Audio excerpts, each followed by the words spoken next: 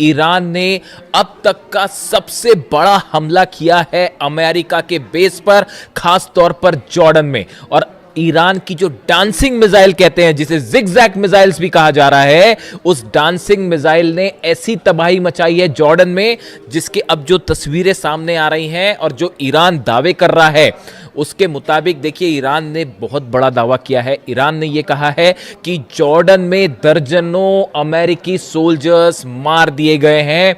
ये बहुत बड़ा दावा है कि कई अमेरिकी सोल्जर्स जो हैं, सैनिक जो हैं, वो मार दिए गए हैं। इसके अलावा अमेरिका के C-17 ट्रांसपोर्ट प्लेन्स गिर चुके हैं, P-8 एयरक्राफ्ट जो है वो जल चुका है, और सबसे बड़ी बात, ब्लैक हॉक हेलीकॉप्टर्स की एक पूरी यूनिट जो है वो इस बेस पर तबाह हो गई है। देखिए ये बहुत बड़ी क्लेम है जो ईरान कर रहा है, जो दावे है ईरान कर रहा है। ईरान की तरफ से पहले भी जो दावे हुए, देखिए वो धीरे धीरे सच साबित हो रहे हैं। हमने आपको बताया था कि जॉर्डन में जो हमले हुए हैं उसमें कई प्लेन तबाह हुए हैं। अब वो बात धीरे धीरे सामने आ रही है। 4 अमेरिकी सोल्जर्स की मौत की खबर जो है वो सामने आ चुकी है। लेकिन इसके बाद अब ईरान की तरफ से जो दावा है, ईरान का कहना है कई दर्जन अमेरिकी सैनिक जो है वो मारे जा चुके हैं।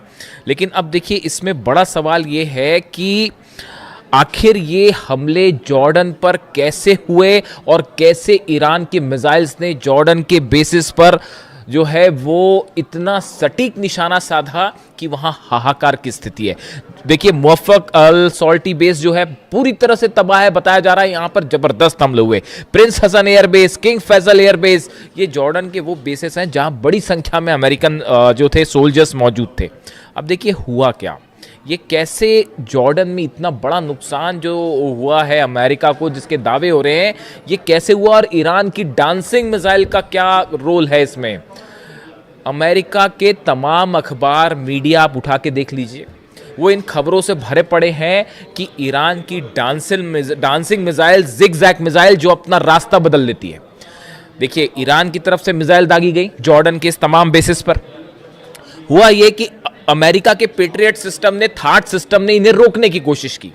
लेकिन जो खबरें आ रही हैं उसके मुताबिक ईरान की ये मिसाइल्स जो हैं ये जिगजैग रूट अपना रही हैं, यानी कि अपना रास्ता बदल दे रही हैं। इसीलिए इसे डांसिंग मिसाइल भी कहा जा रहा है। और अमेरिका का ये कहना है, अमेरिकी मीडिया का कहना है, साहब मैं खुद नहीं बता रहा अपनी बात, अमेरिकी मीडिया जो दावे कर रहा है, आप उठा के देख लीजिए जितने अखबार हैं अमेरिका के, कि ये जिगजैग मिसाइल और ईरान की डांसिंग मिसाइल को रोकने में पेट्रियट और थाड पूरी तरह से नाकाम हुआ। और इन मिसाइल्स की स्पीड इतनी ज़्यादा थी कि इसे रोकना असंभव था। नतीजा ये हुआ कि बहुत बड़ा नुकसान हुआ है और अब अमेरिका ने इसे स्वीकार करना भी शुरू कर दिया है। और कितनी कैजुअलिटी हुई है ये अभी आने वाले वक्त में पता चलेगा। और ये भी कहा जा रहा है कि बदला लेने के लिए अमेरिका आज की रात बहुत बड़ा हमला कर सकता है, इस तरह की सूत्रों के हवाले से खबर है। अब देखिए एग्जैक्टली हुआ क्या। हुआ ये कि अमेरिका के जो फॉरवर्ड बेसिस में से शामिल हैं कुवैत और बहरीन, ये दोनों जगह से अमेरिका के फाइटर जेट्स टेक ऑफ कर रहे थे ईरान पर हमला करने के लिए, जो अभी दूसरे दौर के हमले शुरू हुए इस पर। लेकिन नतीजा क्या हुआ, ईरान की तरफ से अली अल सलेम बेस जो है कुवैत में, वहां पर पेट्रियट सिस्टम तबाह कर दिया गया। $1.5 बिलियन का नुकसान हो गया। एयर सर्विलांस जो राडार था वो तबाह कर दिए गए। ऐसे ही हाल जो है बहरीन में था, शेख ईसा एयरबेस में पेट्रियट सिस्टम तबाह हो गया, वो भी $1.5 बिलियन का था। सवाल ये था कि अब ये हमले जो है, जब ये फॉरवर्ड बेसिस पर नहीं रोके जा रहे थे, तो यहां मौजूद जितने F-35 जेट्स थे, F-18 जेट्स यहां पे खड़े हुए थे बहरीन में और कुवैत में, इन सब पर खतरा मंडरा रहा था। इनसे बचने के लिए C-17, P-8 और ये जितने F-35, F-18 जेट्स थे, इनको हटा के जॉर्डन ले जाया गया। इनको हटा के जॉर्डन ले जाया गया। जॉर्डन से ईरान की दूरी ज्यादा है बजाय कुवैत के और बहरीन के, तो इन हालात में इनको जॉर्डन ले जाया गया। अब जॉर्डन जो है वो मुख्य सेंटर बन गया ईरान के अगेंस्ट हमलों का, और जितने जेट्स टेक ऑफ कर रहे थे वो जॉर्डन से टेक ऑफ कर रहे थे। और जो अलग अलग हमले हुए, खासतौर पर ईरान के ब्रिज पर हमले हुए, टनल्स पर हमले हुए और एनर्जी सेंटर्स पर हमले हुए, उसका नतीजा ये था कि ईरान ने पलटवार शुरू किया। और सबसे बड़ा जो टर्निंग पॉइंट था वो ईरान शहर में जो ईरान के सैनिकों पर हमला किया गया, वहाँ से ईरान की सेना का गुस्सा भड़क गया और अब निशाने पर आ गए जॉर्डन के बेसिस। यानी बहरीन और कुवैत से बड़े हमले शुरू हो गए जॉर्डन पे। और ईरान ने, देखिए मैंने आपको पहले ही कहा था कि जैसे जैसे जंग आगे बढ़ेगी ईरान अपनी सबसे खतरनाक मिसाइल्स निकाल के हमले शुरू कर देगा। अब पेट्रियट और थार्ड लगे हुए हैं, सबको पता था कि पूरा जोर लगा दिया अमेरिका ने जॉर्डन में अपने बेसिस बचाने के लिए। लेकिन हुआ क्या, ईरान की तरफ से डांसिंग मिसाइल्स फायर कर दी गई और उन बेस को तबाह कर दिया गया। अब अमेरिका हैरान, अमेरिका के जितने एक्सपर्ट्स थे वो हैरान कि भाई ये हमले हो कैसे गए, ये जिगजैग मिसाइल्स कहाँ से आ गई। और आप देखिए इतनी लंबी जंग चली, तमाम हमले हुए अमेरिका की तरफ से। डोनाल्ड ट्रंप ये दावे करते फिर रहे हैं कि भाई 70% मिसाइल ख़त्म हो गई है और 90% मिसाइल ख़त्म हो गई है। मेरे से भी दर्शक अक्सर ये सवाल पूछते हैं कि क्या ईरान की मिसाइल सब खत्म हो गई हैं, जैसा दावे डोनाल्ड ट्रंप कह रहे हैं। मैं आपको फिर से इस बात को रिपीट कर रहा हूँ, ईरान के पास कितनी मिसाइल्स हैं या तो अहमद वाहिदी साहब जानते होंगे आरजीसी चीफ, या अली खामेनी साहब जानते थे। इनके अलावा हकीकत क्या है कोई नहीं जानता। ईरान में कितने मिसाइल सिटीज हैं, इसी दिन के लिए अली खामेनी साहब ने अपनी सेना को तैयार किया था, इसी दिन के लिए तैयार किया था। और उसका नतीजा देखिए, आज दुनिया की सबसे बड़ी ताकतें जो हैं वो ईरान के सामने घुटनों पर हैं, अपने बेसिस नहीं बचा पा रहे, खाड़ी देश जल रहे हैं और सिर्फ आप जो है कुछ नहीं कर सकते, हेल्पलेस स्थिति में खड़े। तो हुआ ये, जहां पर हमने बात छोड़ी कि पीछे कर लिया गया, अब ये डांसिंग मिसाइल्स फायर हुई। अब अमेरिका में चर्चा शुरू हुई कि भाई यहां तो दावे कर रहे थे ट्रंप की सब खत्म हो गया, फिर ये मिसाइल्स कहां से आ गई। तो अब वो एक नई थ्योरी लगाई गई कि भाई ये मिसाइल्स जो है रूस ने दी हैं, ये मिसाइल्स जो है वो चाइना ने दी है, मिसाइल की टेक्नोलॉजी चाइना ने दी है। मेरे से भी कई लोगों ने इस बारे में सवाल पूछा कि जो खबरें छप रही हैं अमेरिका में कि रूस और चीन मिसाइल दे रहा है और उसके ज़रिए ईरान हमले कर रहा है, आपकी क्या राय है? आप मेरी राय सुन लीजिए, मैं क्या कह रहा हूँ। ईरान को मिसाइल टेक्नोलॉजी में किसी की मदद लेने की ज़रूरत नहीं है। आप अगर ईरान के मिसाइल प्रोग्राम को देखें, ये कोई आज 6 महीने और 1 साल भर का प्रोग्राम नहीं है, ये बड़े समय से चल रहा है। और देखिए लगातार ईरान ने, मैंने पहले आपको एक कहना शुरू कर दिया था कि जितनी मिसाइल्स ईरान के पास हो, चाहे सेजेल हो, चाहे खुर्रम शहर हो, चाहे फतह 110 हो, फतह 2 भी कहते हैं, ये सब मिसाइल के एडवांस वर्जन जो है वो आने शुरू हो गए, उन पर लगातार काम शुरू हो गया। और नतीजा ये है कि अब ये एडवांस वर्जन निकल के आ रहे हैं तो अमेरिका के हाथ पांव फूल गए और वो ये कह रहे हैं कि साहब ये तो रूस ने दे दिया। बिल्कुल ऐसा नहीं है। ईरान की जो मिसाइल्स हैं वो ईरान ने खुद डेवलप किए हैं। देखिए सैटेलाइट से मदद करना एक अलग बात है, ये वो बात सही है कि हो सकता है रूस और चीन के सैटेलाइट्स, कई एक्सपर्ट्स बताते हैं कि रूस और चीन के सैटेलाइट जो है वो मदद कर रहे हैं, रडार सिस्टम के जरिए मदद किया जा रहा है, जीपीएस के जरिए मदद किया जा रहा है, वो एक अलग बात है।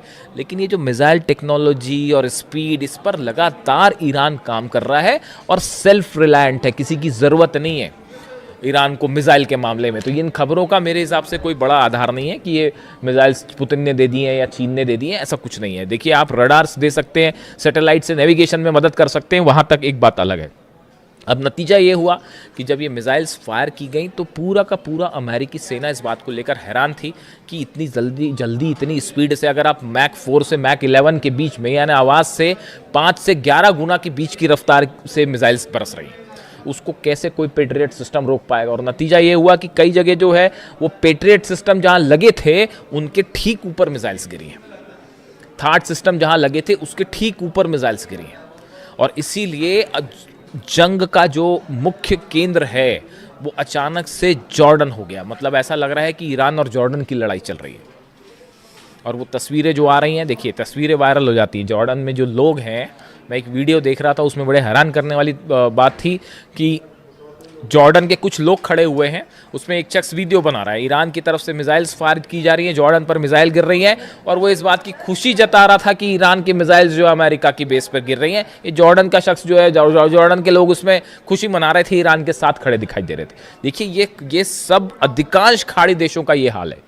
आज भी हकीकत ये है कि अगर आप एक जनमत संग्रह करा लें, प्लेबिसाइड करवा लें कि खाड़ी देशों में जो अरब देश हैं उनकी जनता क्या चाहती है, मेजॉरिटी जनता जो है वो ईरान के साथ खड़ी है साहब। उन सबको इन बात की तकलीफ है कि अली खामेनी साहब को असैसिनेट किया गया।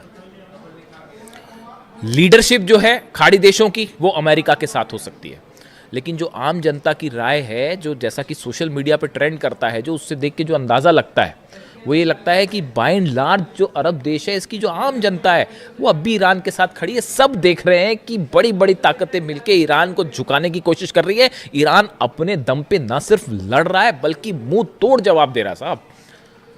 तो हकीकत यह है कि जॉर्डन जो है वो और देखिए ब्लैक हॉक यूनिट को लेकर बड़ी जो जहाँ पर देखिए जो डिस्ट्रक्शन हुआ है, जो ईरान की तरफ से दावे आए, बड़े स्पेसिफिक दावे हैं वो। एक तो ईरान की तरफ से कहा गया है, Islamic revolutionary guard corps says it launched ballistic missile at US C-17 transport plane and P-8 aircraft at Aqaba airport in Jordan, claiming several were heavily damaged. कई डैमेज हो गए, ये एक क्लेम था। दूसरा क्लेम आया कि जो ब्लैक हॉक हेलीकॉप्टर्स हैं अमेरिका के, जो कई जगह ऑपरेशन में इस्तेमाल होते हैं, खासतौर पर मिलिट्री ऑपरेशन में। अब ये भी बड़ी गौर करने की बात है। मैं कल सुबह आपको एक बड़ा खुलासा करूंगा, कल सुबह कोशिश करूंगा जल्दी वीडियो ले आऊं आपके लिए।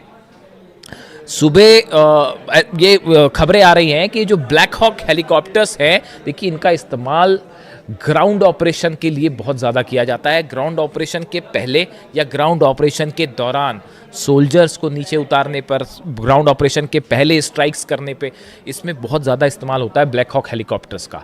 जॉर्डन में बड़ी संख्या में ब्लैक हॉक हेलीकॉप्टर्स मौजूद थे, जो इस ओर इशारा कर रहे हैं कि ग्राउंड ऑपरेशन की तैयारी है। ये बात ईरान अच्छी तरह से समझ रहा है। नतीजा ये हुआ, डांसिंग मिसाइल्स ने ब्लैक हॉक का डांस करवा दिया साहब। और वो जो है बड़ी संख्या में ब्लैक हॉक हेलीकॉप्टर्स जॉर्डन के बेसिस पर तबाह हुए हैं, ऐसे दावे ईरान कर रहा है। और ये जो स्ट्राइक्स हुई हैं, इस स्ट्राइक्स के बाद अब ये माना जा रहा है, देखिए बड़ा नुकसान है, सोल्जर्स मरे हैं, बेसिस तबाह हुए हैं।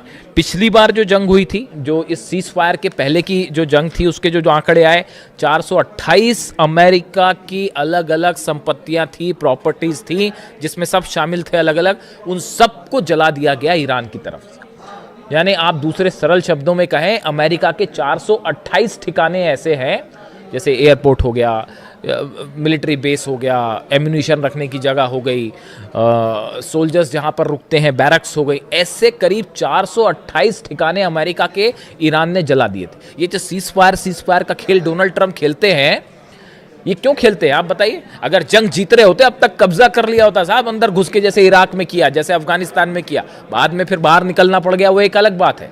लेकिन अगर जीत रहे होते तो कहीं ये कतई बात नहीं करते डोनाल्ड ट्रंप, अमेरिका कतई बात नहीं करता। ये जो बार बार हो रहा है कि हाँ अब ईरान तैयार हो गया, अब बातचीत हो रही है, हकीकत ये है कि जब बुरी तरह से पिटते हैं तब इस तरह की बात करते हैं कि साहब सीज फायर कर लो। बड़े सारे एक्सपर्ट्स की ये राय है कि अमेरिका तब सीज फायर की बात करता है या टॉक्स की बात तब करता है जब ऐसा लगता है कि हारने लगा, और एक बार फिर वही स्थिति बनने लग गई है। जितना नुकसान हुआ है, देखिए ये बात साफ है, आप एयर स्ट्राइक्स करके ईरान को नहीं दबा सकते, नहीं हरा सकते, हराने का कोई सवाल ही नहीं है। अब हॉर्मूज में 2 जहाज देखा आपने किस तरह से ठोक दिए फिर से, तो हॉर्मूज पूरी तरह से ईरान के कंट्रोल में है। और अब खाड़ी देशों में बड़े missiles, dancing missile, zigzag missiles, जिनका इस्तेमाल हो रहा है, इसकी कोई काट किसी के पास नहीं है। और अमेरिका के plane, Black Hawk helicopters, C-17 transport plane, सब के सब आग के हवाले हैं। आज की रात भयानक हमले होने वाले, इसमें कोई शक नहीं है। ईरान भी तैयार है और देखते हैं अमेरिका की तरफ से क्या स्ट्राइक होती है। जो भी अपडेट होगा पहुंचाऊंगा आप तक। Thank you so much.